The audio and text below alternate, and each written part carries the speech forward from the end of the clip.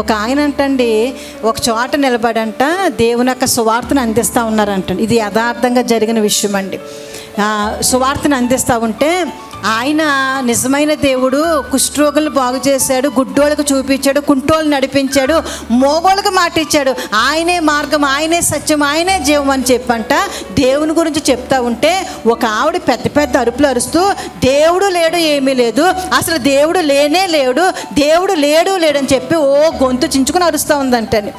ఆవిడ అలా అన్నా కానీ ఈయన మాత్రం నేను కన్న వాటిని విన్న వాటిని చెప్పకుండా ఉండలేను, యేసే రుచి ఏంటో నాకు తెలుసు, ఆయన నేను అనుభవించాను, దేవుడు ఉన్నాడు, ఆయన ఇప్పుడు మన మధ్య ఉన్నాడని చెప్పంట గట్టిగా ఆయన సువార్త అందిస్తూ ఉంటే ఈవిడ పరిగెత్తుకుంటూ వచ్చంట ఆయన దవళ్ళ మీద కొడుతున్నంట, దేవుడు ఉంటే ఇప్పుడు నాకు చూపించు అందంటండి.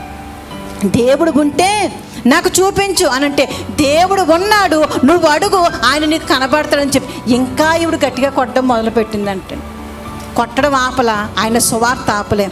వాళ్ళ పాప, చిన్న పాప పక్కన ఉందంటండి.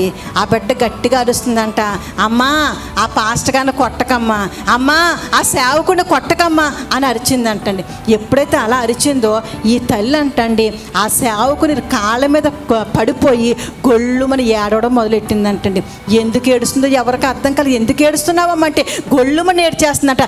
ఏడ్చినామంటుందంట, అయ్యా దేవుడు లేడు లేడు లేడు అని చెప్పి ఏ నోటితో అయితే అన్నానో అదే నోటితో చెప్తా ఉన్నాను, దేవుడు నేటికి సజీవంగా ఉన్నాడు, దేవుడు నేటికి సర్వశక్తివంతుడిగా ఉన్నాడు. ఏం జరిగిందమ్మా అంటే ఆ తల్లి చెప్తోంది కదా, అయ్యా నా బిడ్డ పుట్టినప్పటి నుంచి మోగదయ్యా, నా బిడ్డ పుట్టినప్పటి నుంచి మోగదయ్యా, ఇదే ఫస్ట్ టైం నా బిడ్డ మాట్లాడుతూ ఉంది. అంటే దేవుడు ఎక్కడే ఉన్నాడు, దేవుడు ఎక్కడ ఉన్నాడు అంటే దేవుడు మన మధ్య ఉన్నాడు.